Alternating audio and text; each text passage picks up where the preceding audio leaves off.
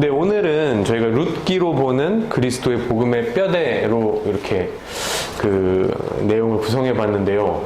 저는 아까 이제 강사님들이 앞에 섰을 때 다 이렇게 굉장히 이렇게 감회에 젖어서 이렇게 얘기를 하시는데, 저도 이거 아까 이렇게 보다 보니까 그런 생각이 들었어요. 처음에 이제 의정부에서 원래 저희 처음에 시작했었잖아요.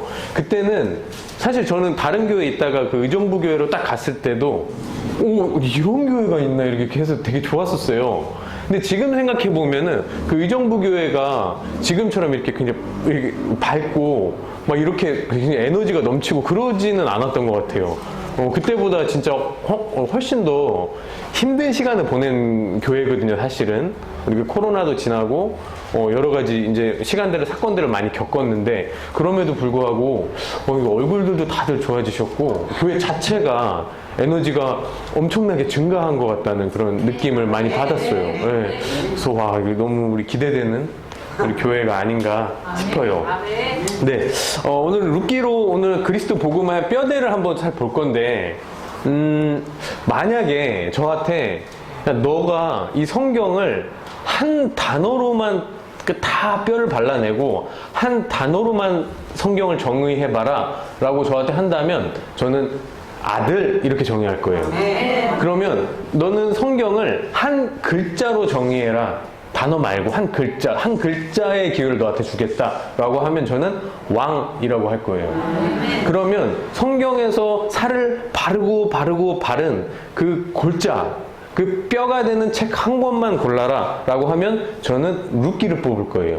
그래서 룻기를 이해하면은 성경에서 구원의 여정이 이 룻기를 통해서 우리에게 나타나고 있구나 라는 걸 우리가 알 수가 있거든요.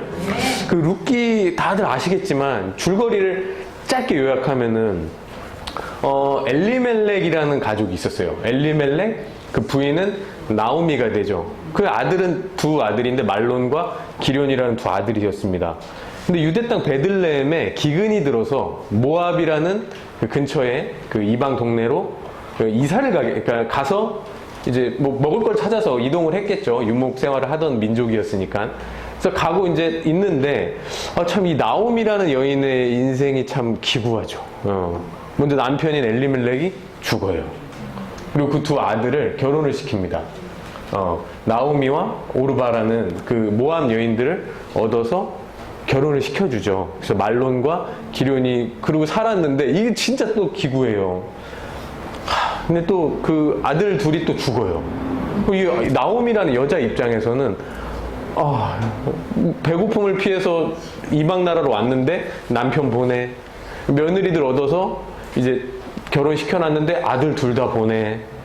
그러고 나서 이제 여자 셋이 딱 앉아서 시어머니랑 두 며느리 둘이 앉아서 한번 우는 거죠. 한번 울고 나서 시어머니가, 야, 이제 내가 뭐 아들 낳아서 니네 짝 지어줄 수 있는 것도 아니고 니네도 니네 나라 찾아서 가라 했더니 오르바가 거기서 이제 뭐 이렇게 시어머니랑 입 맞추고 뭐 끌어안고 같이 또 한바탕 울고 이제 나라로 찾아가요. 뭐 그 이상한 건 아니에요, 사실은. 그죠? 인간적으로 봐도 뭐 그게 뭐 사실 나쁘지 않아요. 지탄받을 만한 일도 아니에요. 그죠?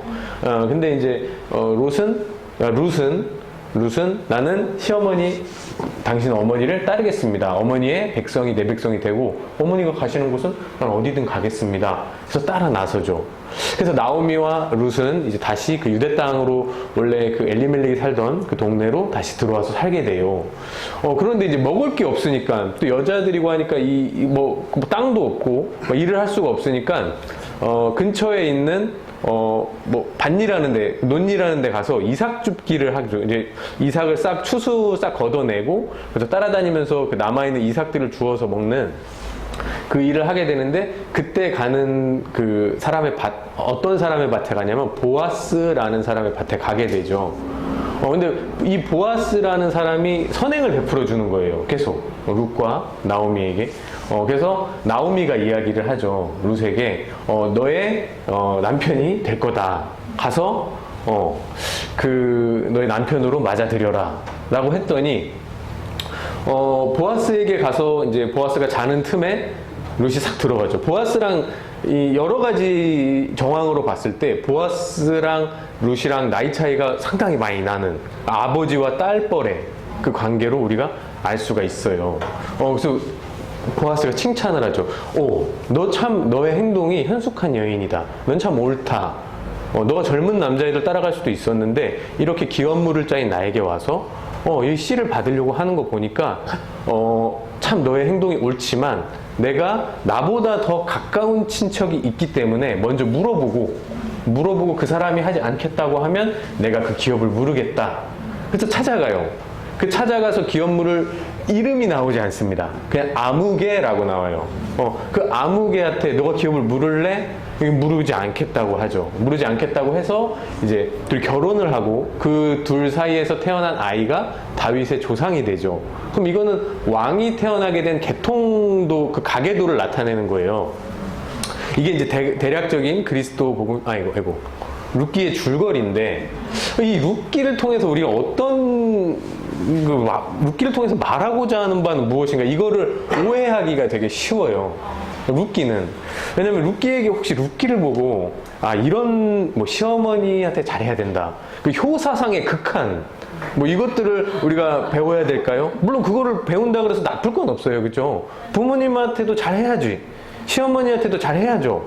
그런 일 배워도 괜찮아요. 하지만 그것이 룻기가 말하고자 하는 바는 아니라는 거죠. 그리고 이렇게 저는 예전에는 이렇게 생각했어요. 우리는 이스라엘 사람은 아니잖아요. 그죠? 우리는 이스라엘 근처도 안 가잖아요. 우리 완전 아시아권에 완전 생김새도 너무 다르고.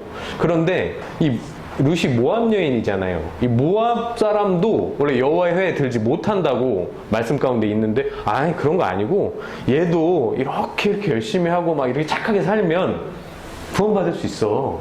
왕의 족보에 들잖아. 그러니까 이방인이라고 다 그런 거 아니야. 라고 열심히 착하게 살아야 되겠다. 라고 오해를 했었어요. 전 기존에는 룻기를 그렇게 알고 있었습니다. 그런데 룻기는 그 얘기를 하는 책이 아니에요. 물론 룻기를 읽고 그런 교훈을 얻는다고 해도 또 나쁠 건 없어요. 네, 그런데 룻기가 말하고자 하는 바는 이거예요. 사사기, 룻기, 사무엘이 한 권의 책으로 봐야 됩니다. 사사기 펴볼게요. 사사기 21장.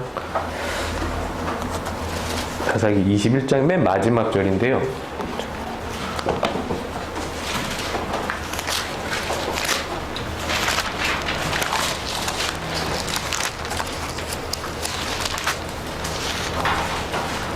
사사기를 마치면서 이렇게 마치는데 25절 한번 제가 읽어볼게요.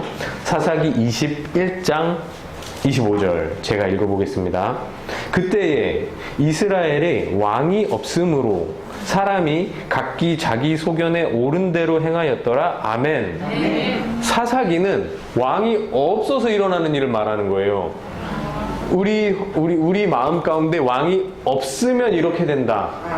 그럼 이 사사기, 룻기, 사무엘을 한 권의 책으로 본다고 한다면 여기는 왕이 없어.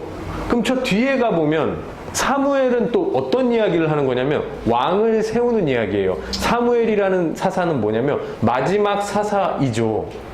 사사로서 마지막 사사이죠. 마지막 사사이면서 왕을 기름 부음으로 세우는 사사가 사무엘입니다. 초대 왕을 세우죠. 여기는 왕이 없어. 사무엘은 왕이 있어. 저 책에는 왕이 있고 왕이 없고. 그럼 룻기는 도대체 무슨 얘기를 쓰냐면 그럼 이거 궁금하지 않으세요? 어떤 그림을 봤는데 여긴 되게 뚱뚱한 사람이 있어요. 비포. 근데 여긴 되게 날씬한 사람이 딱 있는 거예요. 똑같은 사람인데 비포, 애프터 이 사진을 딱 보면 무슨 생각이 드세요? 무슨 일이 있었나? 어떻게 한 거야? 그치? 어떻게? How to? 그치? 무슨 일이 있었던 거야? 이걸 생각하게 되거든요. 사사기, 룻기, 사무엘 상하는 시대적으로도 순서대로 돼 있어요. 그리고 성경에서 기록된 것도 사사기, 룻기, 사무엘 상하 순서대로 나타났죠. 이건 시대적으로도 그렇고 성경의 배치도 그래요. 사사기는 왕이 없어. 사무엘은 왕이 있어. 룻기는 그럼 결국 무슨 말을 하고 싶은 거냐면 그럼 왕이 어떻게 하면 태어나는 거야? 그 얘기를 하고 있는 거예요. 네. 자, 그러면 이걸 한번 볼게요. 룻기는 왕을 다루고 있는 성경인데, 제가 아까 말씀드린 게 룻기는 성경의 뼈대라 그랬어요. 뼈대. 그 뼈대면 엄청 중요한 거 아니에요, 그죠? 근데 뼈대인데 하필이면 왜 왕을 다루고 있냐고. 왜 왕을 다루고 있냐고. 뼈대에서 다루고 있는 게 왜 왕이냐고. 이 두 가지 때문에 그래요. 제가 이제 본 바로는 두 가지 때문인데, 첫 번째는 왕이 어떻게 생겨나는지를 보면 알아요. 왕은 어떤 자 중에 생겨나냐면, 성경에서 말고 그냥 우리 왕들 어떻게 생겨나냐면 이 무리 중에 태어나요. 이성계 어떻게 태어났죠? 고려 백성 중에 싸움 되게 잘했다 그러더라고, 이성계가. 그죠? 싸움 되게 잘해서 장군이 됐죠. 그 장군이 위화도로 그 군사를 끌고 갔다가 거기서 회군하면서 생겼던 그 나라가 조선이죠. 조선의 왕이 됐죠. 원래는 아무도 아니었다가 그 백성 중에 한 명, 사울도 그 키 큰 사울 있죠. 그 키 큰 사울도 그렇게 왕이 됐죠. 백성 중에 2세의 그러니까 사울이 기름 부음을 받아서 그 중에 한 명이 왕이 됐죠. 그런데 왕은 백성 중에 한 명만 되는 게 아니에요. 초대 왕은 그렇게 돼요. 두 번째 왕은 어떻게 되나요? 왕의 아들이 왕이 되는 거예요. 이건 어떻게 되냐면 상속이 되는 거예요. 그럼 어떻게 되냐면, 자, 그들 중에 하나인 그가 왕으로 태어납니다. 그 다음부터는 어떻게 되냐면 왕의 아들 이렇게 내려가는 게 바로 씨를 타고 내려가는 하나님 나라의 구조를 바로 룻기에서 보여주고 있는 거예요. 그래서 성경에서는 수많은 왕들의 이야기가 나와요. 그게 바로 열왕기고 또 역대기고, 그 뒤에 또 계속 예수 그리스도를 뭐라고 하냐면 왕 중에 왕이라고 그러죠. 왕의 얘기를 계속 하고 있는 책이에요. 왜냐면 왕의 아들은 왕이니까. 네. 그래서 왕의 얘기를 하고 있는 게 성경의 골자가 되겠죠. 넘어가 볼게요. 그러면 이렇게 잠깐만요. 여기서 네. 근데 우리 지금 아들 내려가는 C에서 C로 내려가는 가계도는 그렇게 되죠. 가계도 기본 구성이 이렇게 되죠. 엄마 아빠 사이에 아들이 나와. 물론 딸도 나와요. 그죠? 아들이 나오는데 이 아들은 며느리를 얻어. 그렇죠. 너무 자연스럽죠. 이 며느리랑 또 아들이랑 결혼하면 손자를 얻어. 이렇게 내려가잖아요. 이 아빠의 C는 그 DNA라고 하는 것은 여기서 여기로 계속 내려갑니다. 그렇죠. 이게 뭐 꼬이지 않은 기본적인 C가 내려가는 그 형태예요. 여기 골치가 안 아파, 그죠? 이 골치가 안 아픈데 여기서 한번 변주가 일어나죠. 어떻게 변주가 일어나냐면 형사 취수원이라는 게 있어요. 이거 유대교에 이렇게 막 그렇게 우리 기본 문화는 좀 유대교 바탕이잖아요. 유대교에 바탕되신 분들이 성경을 접하기 되게 막 성경을 보면서 극대노하시는 분들이 있어요. 막 할아버지 같은 경우는 이거 아주 쌍놈의 책이 있어 막 이런단 말이에요. 예. 쌍놈의 집안에서나 이러지 막. 근데 그거 못 넘어가는 거 중에 하나가 왜 그러냐면, 야, 형의 형수랑 뭐 이렇게 한다고 이런 책이 있어. 막 시아버지랑 막 아버지랑 야 이거 갖다 버려 이거 막 이렇게 되잖아요. 형사취수원이라는 제도가 되게 오해가 많은데, 이 형사취수원이라는 이 제도는 뭐냐면 형이 죽으면 취하는 거예요. 형수를. 형이 죽으면 형사를 취수하는 결혼의 형태가 형사취수원이에요. 이거를 이스라엘에만 국한시키지는 않아요. 이게 굉장히 인류사 전반에 걸쳐서 여러 지역에 편만하게 보여지는 결혼 형태예요. 우리는 지금이니까 이게 되게 막 천인공노할로 그렇게 되잖아요. 우리도 고구려까지도 이 형사취수원이 있었어요. 왜냐면 왜냐면 거기는 이게 유목민족 계열에서 많이 있는 거예요. 인간에게 있어서 되게 자연스러운 결혼 제도 중에 하나예요. 왜 그러냐면, 우리 가족이잖아요. 근데 우리 아들이 죽었네? 근데 며느리는 있어. 그러면 이렇다고 해서, 야, 너 가. 아들 죽었으니까. 라고 한다면, 그럼 어떻게 되겠어요? 이 며느리를 그냥 냅두면 얘는 지 나라로 다시 돌아간단 말이에요. 근데 이 며느리한테 또 아들이 나오고, 또 아들이 나오고, 또 아들이 나와야 된단 말이에요. 그게 뭐냐면 곧 우리 재산들이 불어나고 해야 되는데, 이 며느리가 간다? 이거 손실이 나는 거예요. 재산상의 손실이. 그래서 어떻게 되냐면 빨리 붙여주는 거예요. 다른 아들을. 이게 원래 형사취소원이 그 편만하게 있는 그 유목민족 계열에서 있는 결혼 형태 중에 하나예요. 근데 이 형사취소원이 보면은 이게 좀 꼬여 있어요. 이것 때문에 성경에 이해하는 틀이 좀, 이거 왜 이러지? 이럴 때가 있는데, 보면 엄마, 아빠 사이에서 아들이 나는데 얘가 죽은 거예요. 큰 아들이. 그럼 얘의 동생, 이 형을 대신해서 이 며느리한테 씨를 주죠. 그럼 다시 그 손자를 보고, 이렇게 이어나가는 형태가 형사취소원의 형태입니다. 꼭 첫째 것을 패하고, 둘째 것을 이렇게 세워요. 이 형사취소원의 영적인 의미가 뭐냐? 형이 죽으면 왜 도대체 동생을 세워서 그 씨를 이어가는 거냐?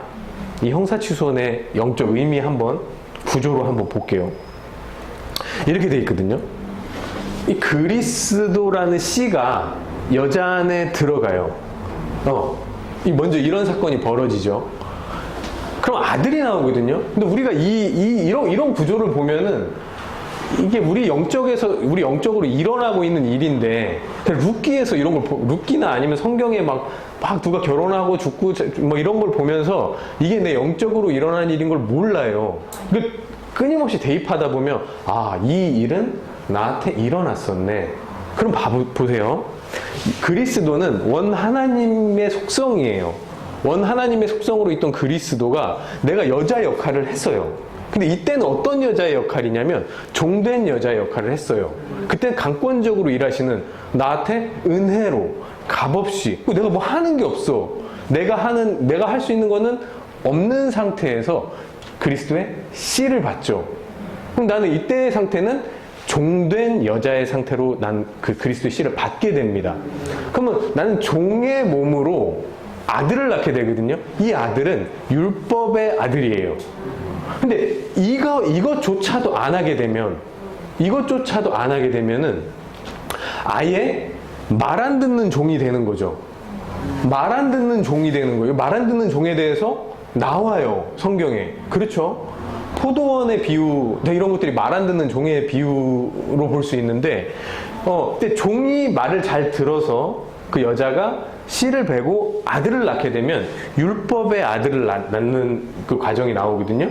이게 대표적으로는 이스마엘, 모델로 나오고, 성경의 모델로 나오는 건 이스마엘이에요. 종의 몸에서 나온 이스마엘. 말씀 하나 찾아볼까요? 갈라디아서 4장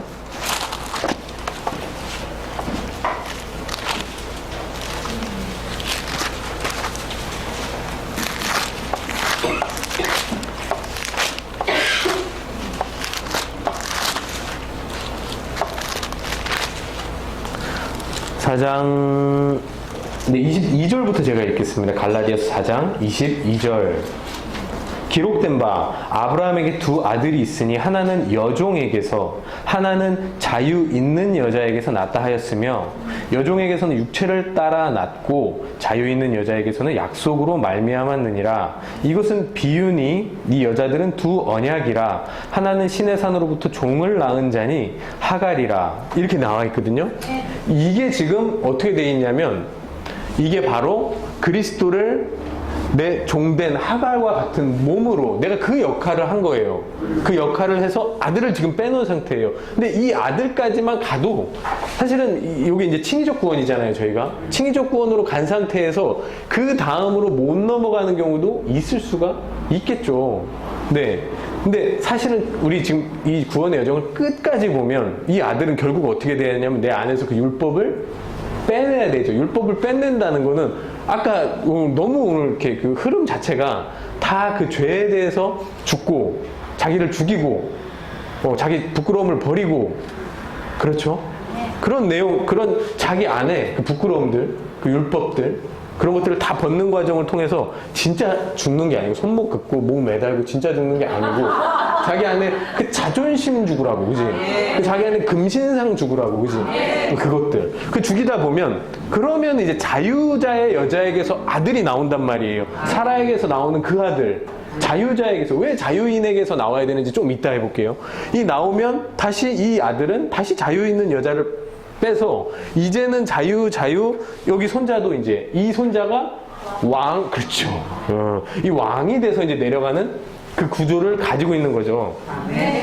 이 모델을 그대로 적용하면 참 좋겠는데 또 변주를 줘요. 여기 또 골치가 아파지는 거야.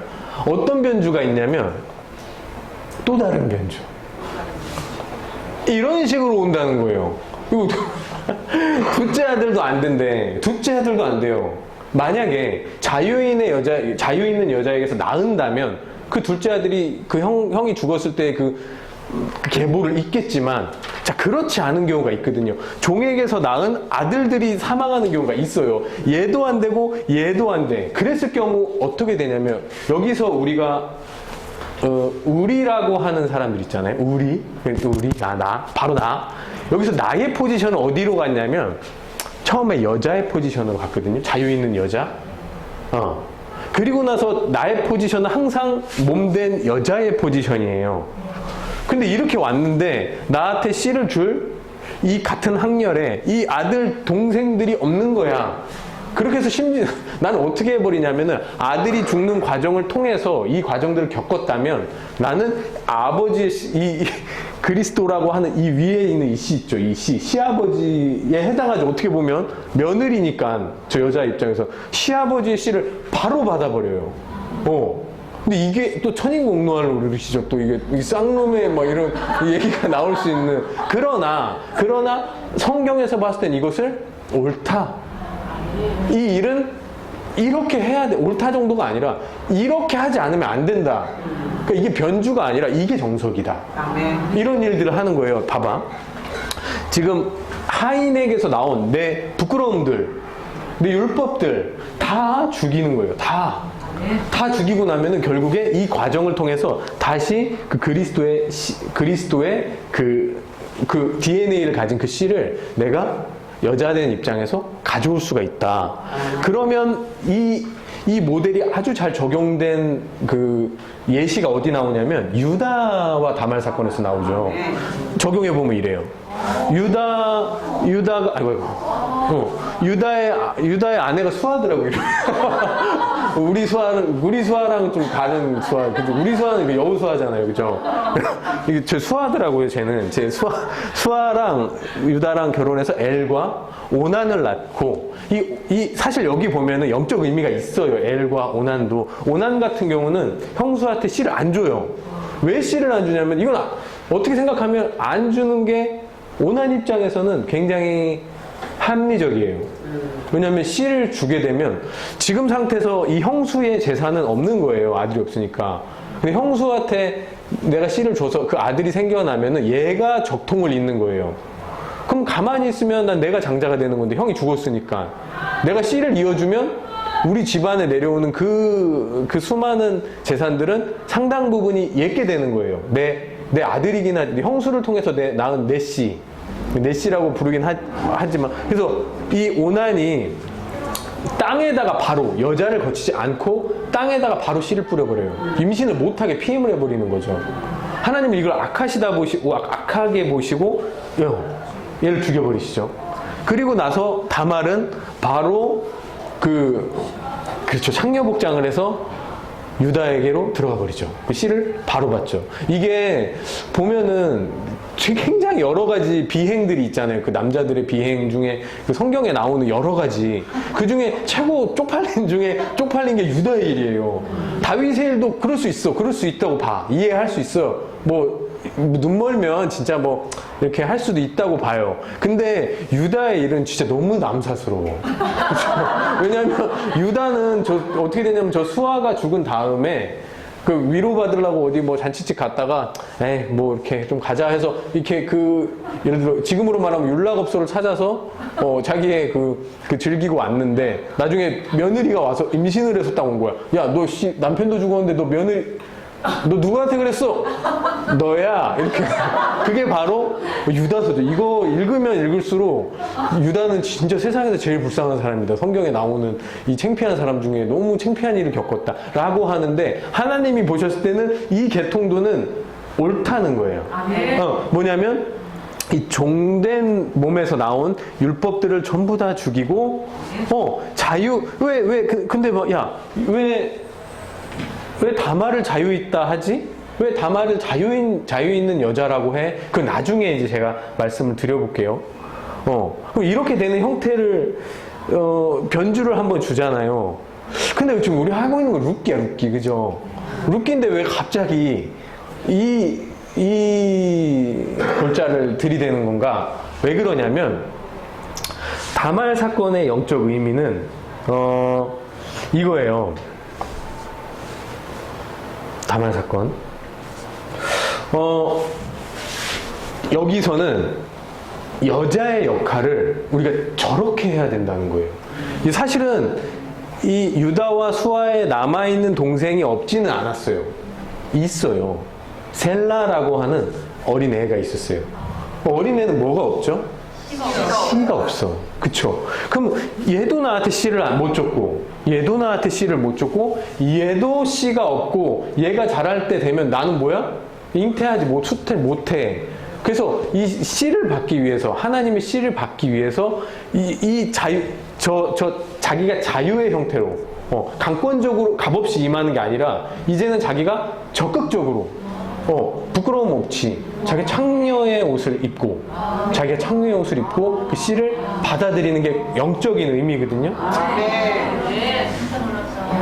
그런데 이게 영적 의미인데 그 다말 사건을 제가 왜 갑자기 요 가계도를 들이댔냐면 요 가계도가 바로 요 가계도를 그 다말의 입장에서 그 여자의 입장에서 자세하게 그 골자들을 써놓은 게 바로 룻기예요. 이게 완전하게 일치되거든요. 룻기가 요렇게 일치됩니다.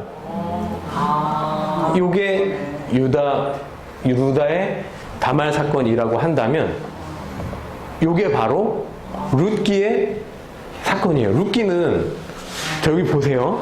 엘리멜렉이라고 하는 시아버지가 나오미랑 결혼을 했죠. 근데 나오미가 이제 기력이 없어서 애들을 못 낳아줄 때까지 가는 거예요. 둘 다 씨를 못 줬고 둘 다 씨를 못 줬고 나는 이제 나오미가 그런 얘기를 해요. 내가 이제 이렇게 낳아줄 수도 없고 내가 낳는다고 해도 내가 남편을 얻어서 낳는다고 해도 야, 걔네가 자라서 룻 너랑 어떻게 결혼해서 너한테 씨를 주겠니? 넌 나라 찾아서 가. 그 남편이 죽었으니까 너는 가라고 했죠. 이 남편이 죽은 저 룻 있죠. 저는 저 룻을 자유하다고 보는 거죠. 이 말씀에 찾아볼게요. 고린도전서 한번 볼게요. 고린도전서 7장. 룻은 자유를 얻었다. 자유한 여자다. 7장 39절 한번 보실게요.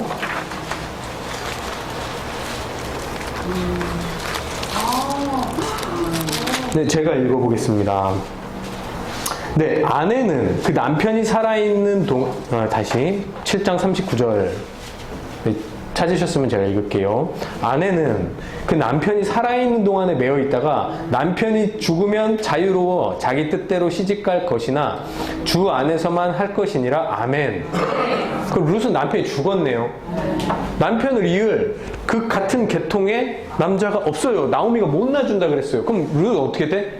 이제 자유 있는 여자가 된 거예요. 종의 복음이 아니라 이제 자유 있는 여자가 돼서 자기 전 남편들 다 죽은 거예요. 마치 이게 수가성 여인 그 여인이에요. 내게 남편 5이 있었으나 지금 사는 그 남편도 내 남편이 아니요. 그 수가성 여인도 자유 있는 여자의 몸이 된 거예요. 이제 여기는 자유인으로서 씨를 받을 수 있는. 근데 이 자유 있는 여자가 씨 받는 게 왜 중요하냐면 이것 때문에 그래요. 여기 엘리멜렉을 대체한 보아스. 요것도 좀 얘기를 해볼까요? 이걸 가만히 생각을 안 해봤을 때 저는 보아스가 그냥 룻의 남편인 줄 알고 있었죠. 근데 사실은 포지션상으로는 시아버지의 포지션인 거예요. 형이 죽으면 취수한다 그랬잖아요. 그래서 원래는 보아스가 어떻게 되냐면은 얘를 이 자리를 대체해서 나오미를 취해야 되는 거예요. 형사 취수혼이라고 한다면 그 근거가 어디냐면은 룻기에 룻기 한번 펴볼게요.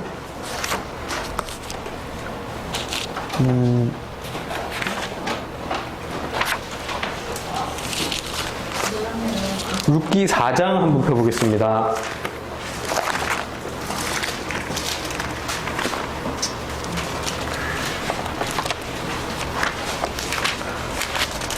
(4장 3절) 보아스가 그 아무개한테 가서 한 말이에요. 4장 3절.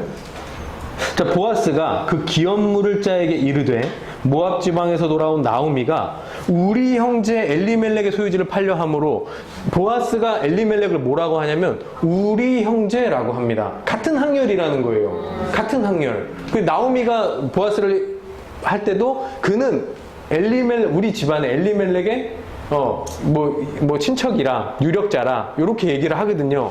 그 보면은, 저 보아스는 엘리멜렉을 대체한, 엘리멜렉의 형사 취수를 한 그 포지션이라고 볼 수가 있어요. 그러면 그 보아스가 도대체 이외에 자유인의 신분을 얻어낸 룻과 이삭에게 씨를 줘서 이 오벳이라고 하는 다윗의 할아버지를 출산하게 돼야 되느냐?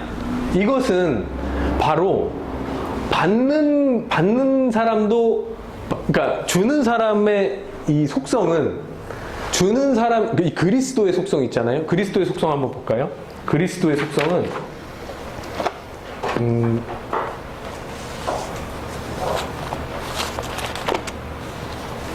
그 몇 절이죠? 너희가 진리를 알지니, 진리가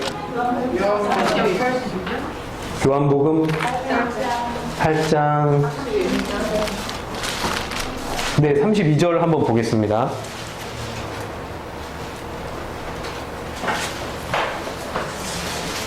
요한복음 8장 32절 한번 볼게요.